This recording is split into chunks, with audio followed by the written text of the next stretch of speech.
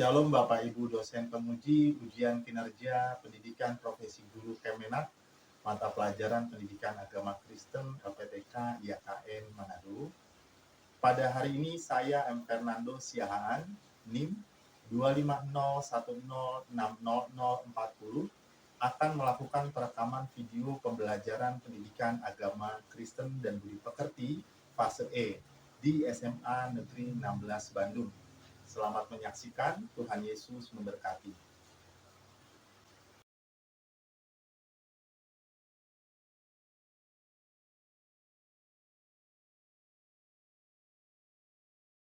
Shalom, selamat siang.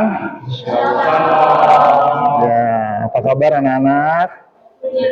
Baik ya semua ya. Ada beberapa tidak hadir ya karena ada kegiatan apa kemarin tadi lupa. LDKS ya. Sebab apapun yang ada, absensi tetap jalan ya, Stefania ya. Ya, kita akan mulai pembelajaran kita hari ini. Mari kita berdoa. Terima kasih Tuhan buat hari ini, buat penyertaan Tuhan. Kami berikan waktu kami untuk belajar kebenaran-Mu. Diberkati anak-anak-Mu dalam pembelajaran, mereka boleh menangkap semua yang dipelajari dan berguna buat mereka untuk pengenalan akan Tuhan. Begitu juga hamba mengajar dengan penuh hikmat dari Tuhan. Di dalam nama Yesus kami berdoa. Amin. Iya. Kita game dulu.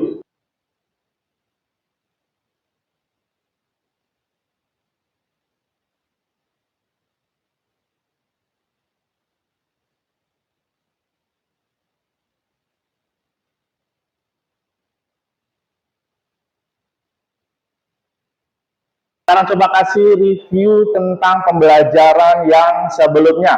Silakan. Siapa? Ray ya, coba. Sebelum pertemuan ini kita telah belajar tentang Allah dalam menyelamatkan umat manusia. Nah, penyelamatan dari Allah ini dibagi menjadi dua, yaitu pada masa perjanjian lama dan perjanjian baru. Pada masa perjanjian lama, bentuk keselamatan untuk umat manusia adalah kemerdekaan, yaitu merdeka lepas dari penjajahan Mesir. Lalu untuk perjanjian baru, bentuk keselamatannya adalah manusia yang bebas dari dosa, di mana Yesus itu menggantikan hukuman dosa kita dengan cara disalibkan. Wow, itu anugerah jadinya ya. Oke, kasih tepuk tangan buat Ray. Ya, terima kasih Ray.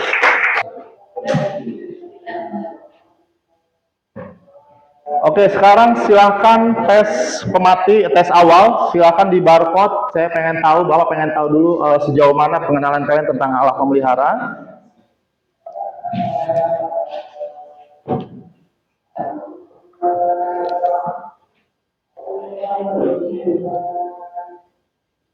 Sudah ya? Sudah pada dikerjain?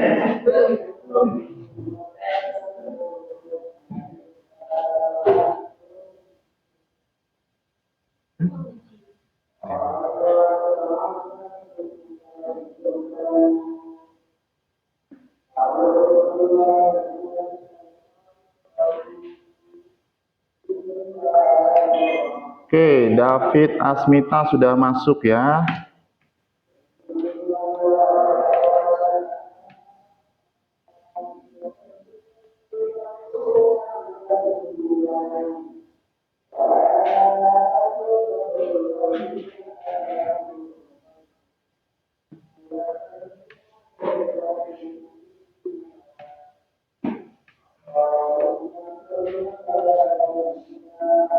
Oke, jadi kalau dari responnya berarti kalian sudah punya pengertian tersendiri ya tentang Allah pemelihara ya? Ya, Pak. Oke, terima kasih. Kita lanjutkan dulu materinya ya. Oke, perhatikan sekarang video ini.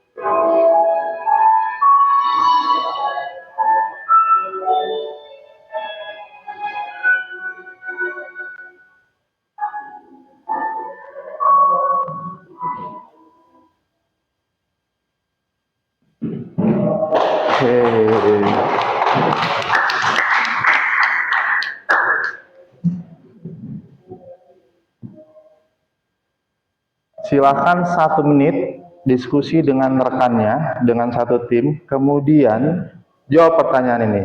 Jika Allah memelihara burung di udara seperti ayat yang kita baca di awal, apakah ia juga memelihara kita di masa sulit? Coba bandingkan dengan video yang baru kita tonton.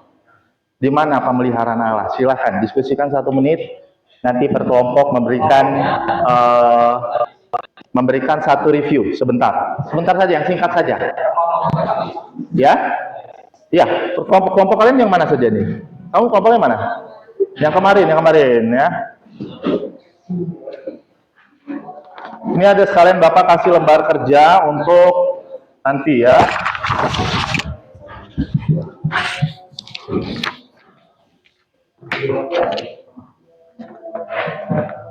Nggak apa-apa, yang ini gabung aja dulu ya.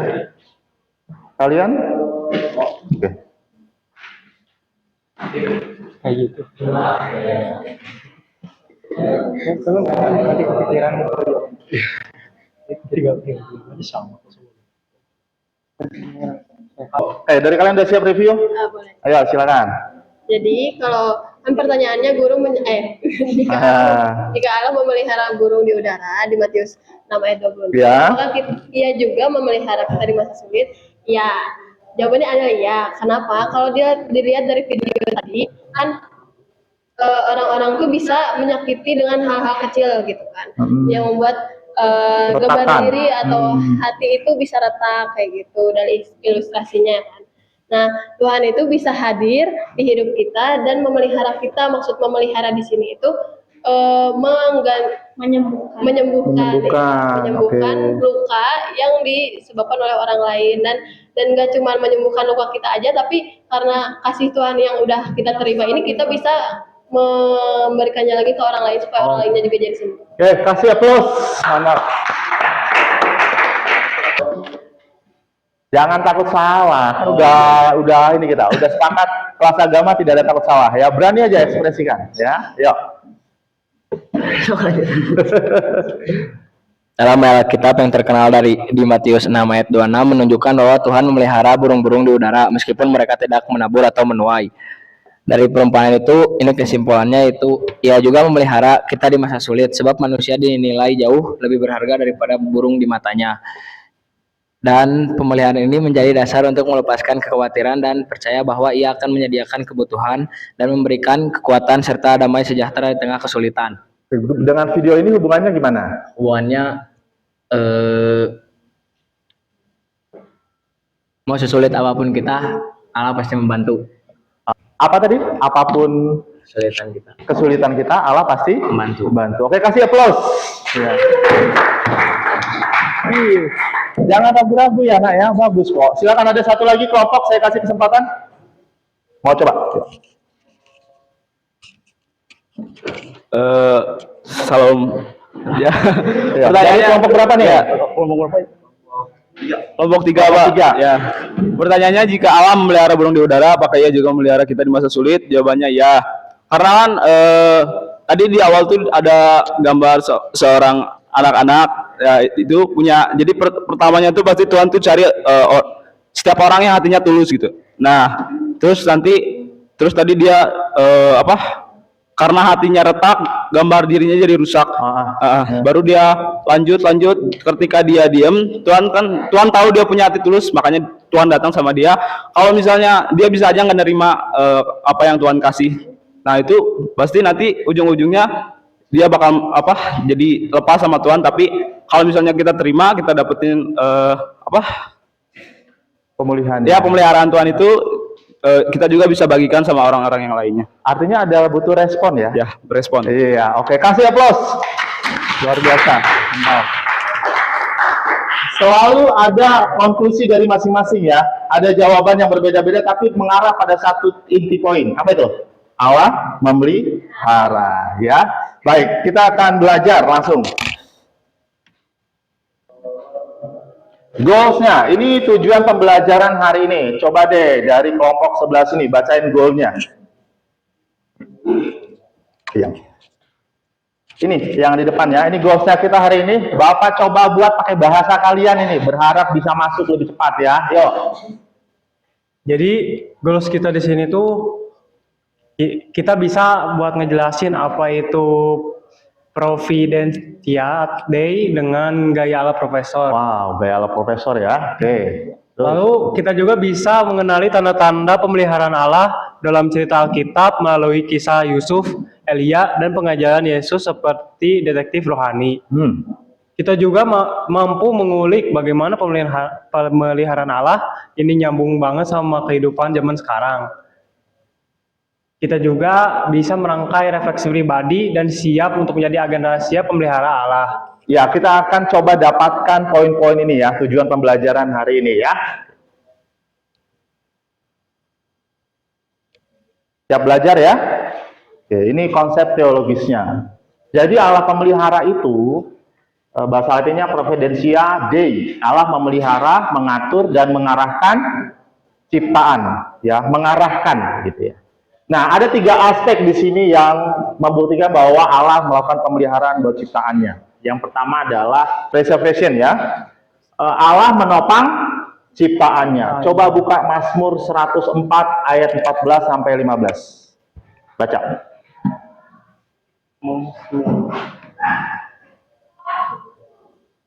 Mazmur 104 ayat 14 sampai 15. Silakan satu orang baca dari kelompok yang belakang nih.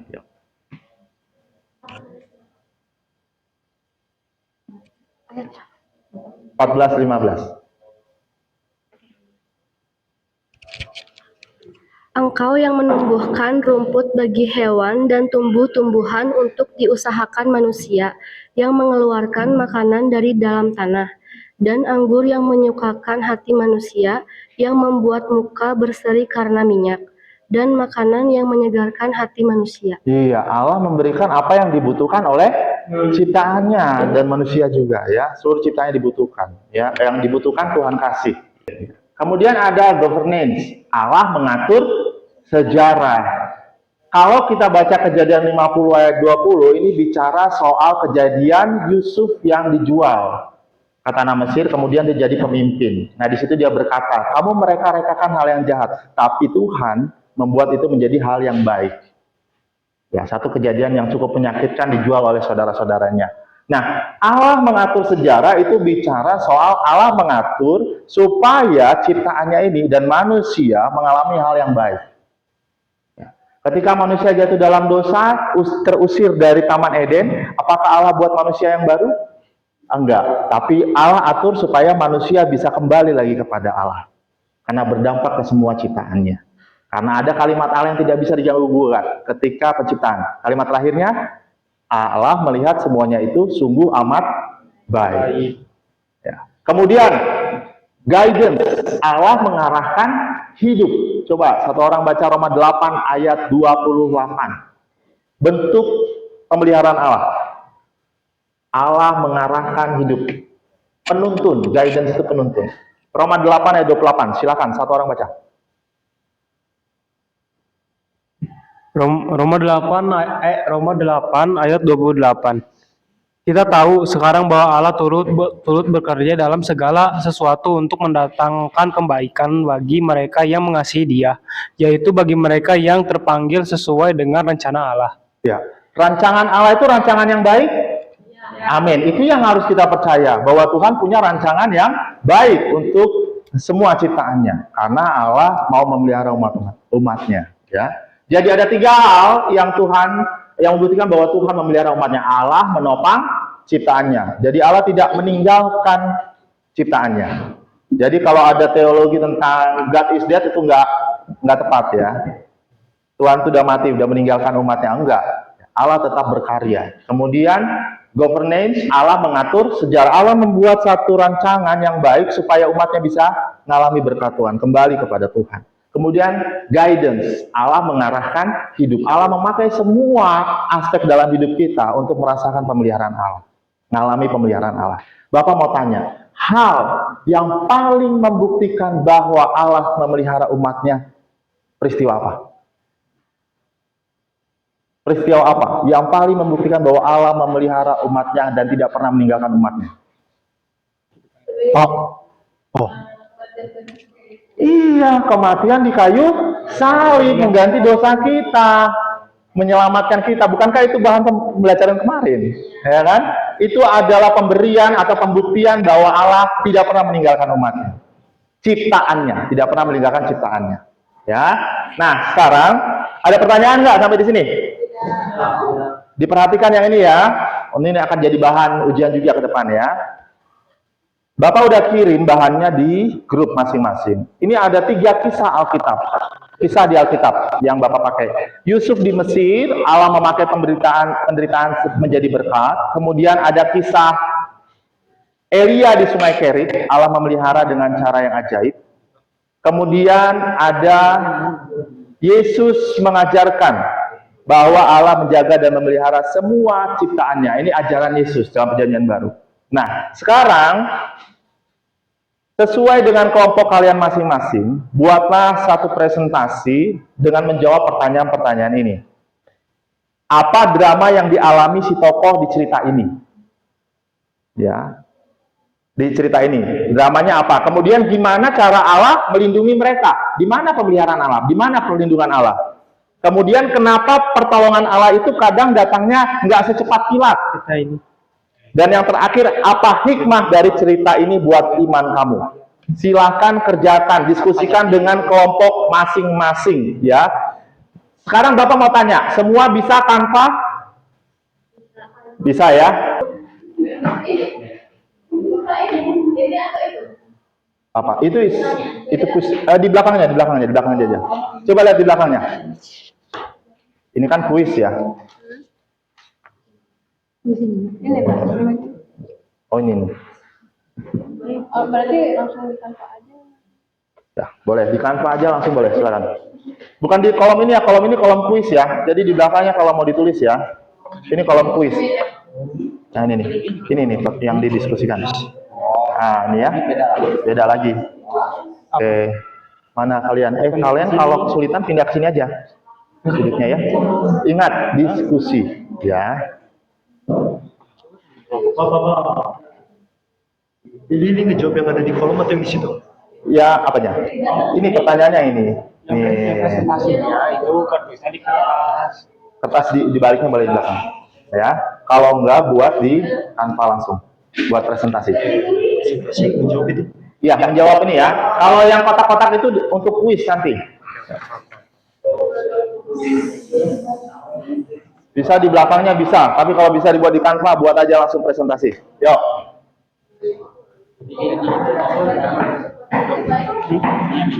Ya pertanyaan yang itu tuh buat yang kita.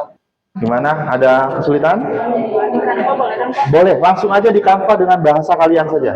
Ya. Nah. Nanti kasih linknya supaya bisa dibuka di Bapak. Kekhawatiran yang dialami. Ya, materinya ada di ini ya, rangkumannya ada di grup. Jadi satu bisa buka grup untuk lihat materinya. Materi ringkasnya ada di grup ya. Gimana? Udah mulai? Kenapa nggak satu langsung buat di Canva poin-poinnya? Ya, satu nulis, satu langsung buat di Canva lebih cepat kan? Kalau bisa, supaya presentasinya lebih baik. Ya. Jangan lupa perkenalkan diri ya. Ayo yang lain perhatikan dulu. Maju semua, yuk.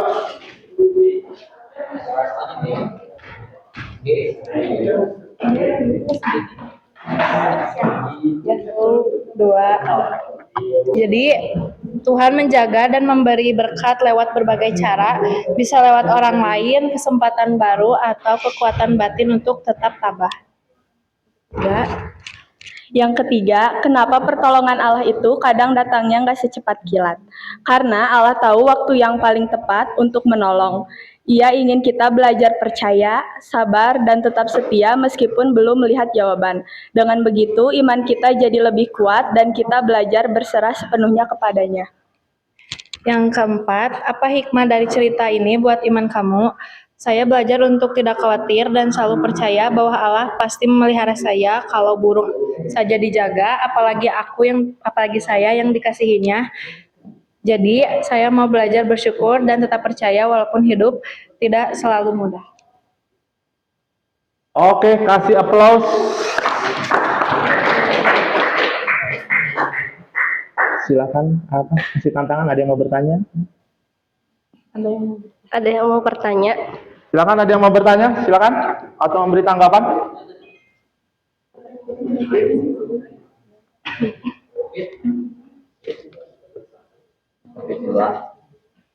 Rafael mau bertanya, Rafael?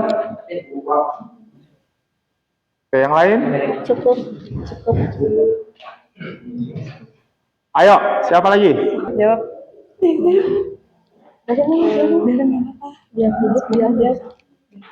Kita harus berserah diri kepada Tuhan. Berserah diri. Itu berarti bicara mengandalkan Tuhan ya? Iya. Oke. Ya, cukup? Nggak ada yang mau bertanya? Kasih tepuk tangan buat teman-temannya. Luar biasa. Ya. Sekian dari kelompok kami. Shalom. Shalom. Kelompok mana yang sudah selesai lagi? Sudah.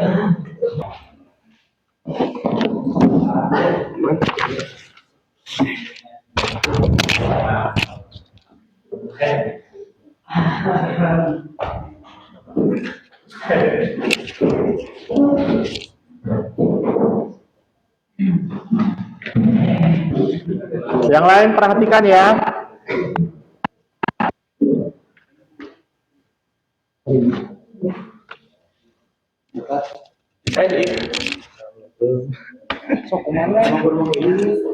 Buka heula. Kemana?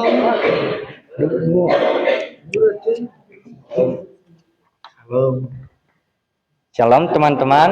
Shalom. Kami mengambil kisah Elia ya dari satu. Perkenalan dulu. Oh ya. Ya. Perkenalkan, nama saya William dari kelas 12E. Perkenalkan, nama saya Gerard 12E. Perkenalkan, nama saya Rafael dari 12K. Perkenalkan, nama saya Gilby dari 12C. Oke, kami mengambil dari kisah Elia ya dari 1 Raja-Raja 17 ayat 1 sampai 6. Nomor 1, apa drama yang dialami si tokoh di cerita ini? Jawaban kami adalah Tuhan menyuruh Elia bersembunyi di tepi sungai Kerit karena Elia menyampaikan nubuat keras kepada Raja Ahab.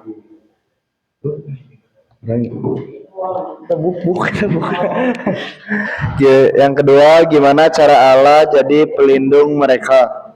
Ya, kami jawabannya karena nubuat itu nyawa Elia terancam. Tuhan menyuruh bersembunyi di tepi sungai Kerit, lalu burung-burung gagak diperintahkan untuk memberi makan Elia dengan roti, daging, dan air di sungai.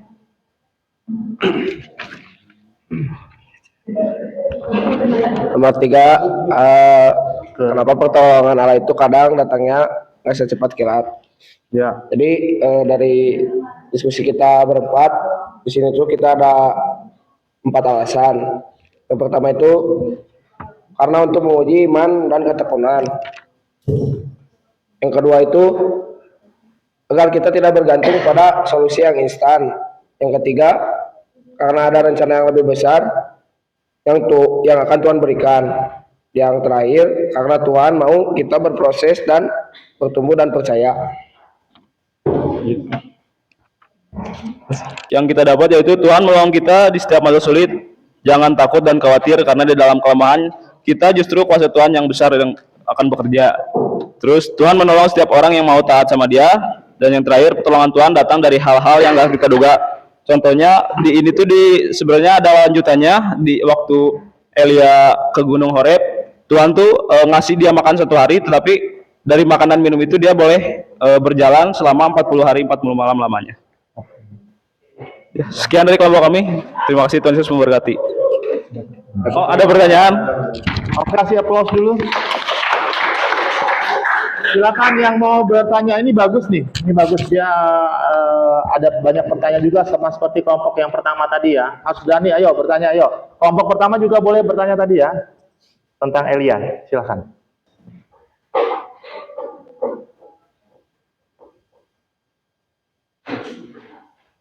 Aplikasi dari yang kita pelajari hari ini.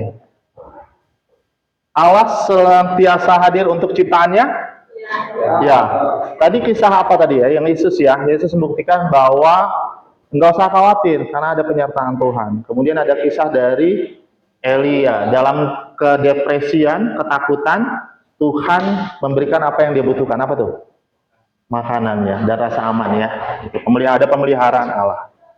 Kemudian aplikasinya tadi dalam kehidupan kita itu apa? Tetap percaya. Jadi kita dipanggil juga untuk menjadi agen pemelihara Allah. Kalau kita menjadi orang yang percaya, artinya dalam kehidupan kita sehari-hari harus membuktikan bahwa kita hidup sebagai orang yang percaya. Kalau kita menjadi orang yang berkemenangan dalam hal kekhawatiran misalnya, kita bisa menguatkan orang lain nggak? Bisa ya, justru kita jadi agennya untuk menguatkan. Lewat apa? Pengalaman hidup kita. Kemudian itu ada kuis. Kuisnya sebenarnya barcode-nya ini ada juga di dalam modul yang Bapak kasih di grup. Sekarang silakan barcode ini tulis refleksinya. Apa yang kalian pelajari hari ini. Ya. Ini konklusinya yang terakhir, penegasannya ya. Allah selalu menjaga ciptaannya dengan setia. Kita udah belajar tadi. Kemudian pemeliharaan Allah bisa datang lewat cara yang simpel. Kalian tadi ya. Cara yang simpel atau penuh keajaiban. Minggu depan kita akan bahas topik tentang Allah pembaharu, ya. Tujuannya adalah mengenali peran Roh Kudus sebagai pembaharu dalam kehidupan seseorang. Kemudian kita akan menganalisis dan memaparkan bagaimana Roh Kudus menjadi pembaharu dalam kehidupan pribadi dan keluarga. Mari kita berdoa. Tuhan Yesus, terima kasih buat pembelajaran hari ini. Kami belajar tentang Allah sebagai pemelihara, dan kami belajar dari kisah Elia, pengajaran Yesus, dan juga kisah Yusuf. Tuhan berkati apa yang kami pelajari, semuanya boleh menjadi membuat kami semakin mengandalkan Tuhan dalam setiap kehidupan kami. Di dalam nama Yesus kami berdoa dan bersyukur. Amin.